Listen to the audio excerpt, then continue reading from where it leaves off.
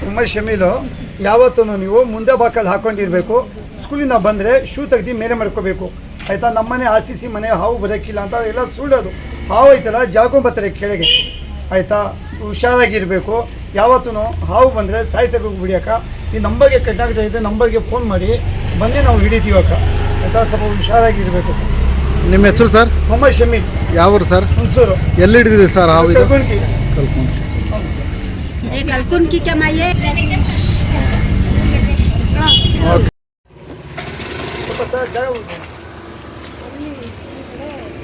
ಬೇರೆ ಕಡೆ ಹಿಡ್ಕೊಂಡ್ಬಂದಿರೋದು.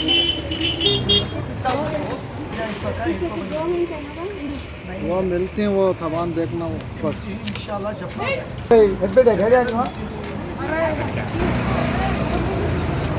सामने तक हवा है. ये का फर्स्ट का भी है ना कब दो ಬೇರೆ ಜಾಗ ಬಂದಿದ್ದು ಇಲ್ಲ.